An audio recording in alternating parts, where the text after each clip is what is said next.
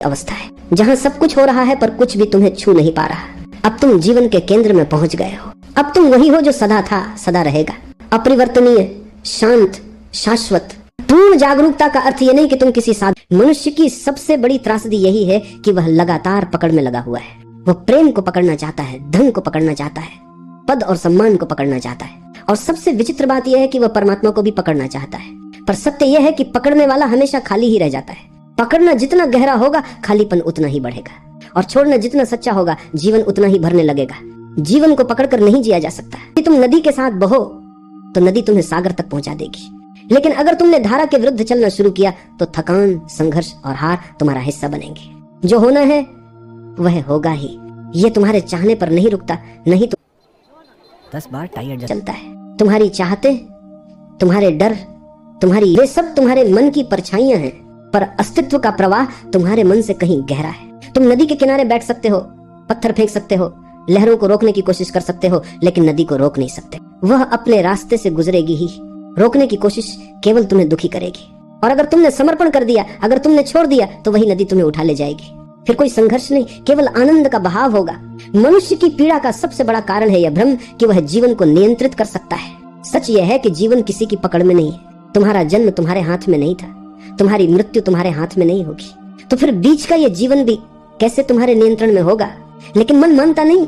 वो चाहता है कि सब उसी की इच्छा के अनुसार हो, और जब नहीं होता तो पीड़ा होती है। छोड़ देना यानी समर्पण। समर्पण कोई पराजय नहीं है, ये सबसे बड़ी विजय है। समर्पण का अर्थ है भरोसा। जैसे बच्चा माँ की गोद में सो जाता है बिना किसी डर के, बिना किसी चिंता के। उसे पता है माँ है, सब ठीक होगा। ऐसा ही भरोसा जब जीवन पर उतरता है तब छोड़ना सहज हो जाता है। लेकिन छोड़ना आसान नहीं है, क्योंकि हमें बचपन से यही सिखाया गया है कि पकड़ो, दौड़ो, जीत लो। हमें यह नहीं सिखाया गया कि समर्पण भी शक्ति है। हमारे भीतर यह भ्रांति बैठ गई है कि जो समर्पित हो गया वह हार गया। लेकिन सच्चाई यह है जो समर्पित हुआ वही विजयी हुआ। जो छोड़ देता है उसे ही सब मिल जाता है। यहाँ एक कहानी याद आती है। एक गांव में एक संत रहते थे। वे अक्सर अपने शिष्यों से कहते, जीवन को पकड़ो मत, छोड़ दो। लेकिन शिष्य समझ नहीं पाते। एक दिन संत ने उन्हें नदी किनारे बुलाया और अपने हाथ में रेत भरकर कसकर बंद कर लिया। रेत की मुट्ठी से रेत बाहर गिरने लगी। फिर संत ने दूसरी हथेली खोली और ढीली करके रखी। रेत उसके हाथ में टिक गई। संत ने कहा, देखो, जब मैंने कसकर पकड़ा तब रेत निकल गई, जब छोड़ दिया तब वही रेत मेरे पास रही। जीवन भी ऐसा ही है। जिसे तुम कसकर पकड़ते हो वही छूट जाता है, और जिसे छोड़ देते हो वही तुम्हारे पास ठहर जाता है। ये कहानी केवल रेत की नहीं है, ये तुम्हारे जीवन की कहानी है। तुम जितना कसोगे उतना खोओगे, तुम जितना छोड़ोगे उतना पाओगे। छोड़ना मतलब भागना नहीं है, यह कायरता नहीं है। छोड़ना मतलब है अस्तित्व पर भरोसा करना, और भरोसा ही ध्यान है, भरोसा ही प्रार्थना है। जीवन का हर पल एक संदेश देता है, जो होना है वही होगा। लेकिन तुम हो कि अपने मन के सपनों के पीछे भागते हो। तुम चाहते हो कि अस्तित्व तुम्हारी इच्छा पूरी करे, और जब वह नहीं करता तो तुम दुखी हो जाते हो। लेकिन क्या तुमने कभी यह सोचा है कि शायद जो हुआ वही सही था? क्योंकि अस्तित्व तुम्हें वही देता है जिसकी तुम्हें जरूरत है, न कि हमेशा वही जिसकी तुम्हें चाहत है। कभी कभी चाहत और जरूरत अलग अलग होती है। चाहत मन से आती है और जरूरत आत्मा से।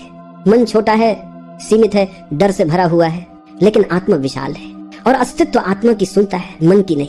इसलिए छोड़ दो अपनी छोटी छोटी योजनाएं, अपनी इच्छाएं, अपने डर, और देखो जीवन कैसे तुम्हारे लिए दरवाजे खोलता है। जब तक तुम अपनी मुट्ठी बंद रखोगे तुम्हारे हाथ खाली रहेंगे, लेकिन जैसे ही तुमने उसे खोला जीवन तुम्हें उपहार देने लगेगा। तुम्हारे चारों ओर सब कुछ अपने आप घट रहा है। सूरज उगता है, चांद निकलता है, फूल खिलते हैं, हवाएं बहती हैं। क्या तुम इनमें से किसी को नियंत्रित कर सकते हो? नहीं। तो फिर जीवन को क्यों नियंत्रित करना चाहते हो? उसे होने दो, बस होने दो, और देखो सब अपने आप ठीक होने लगेगा। जो छोड़ देता है वही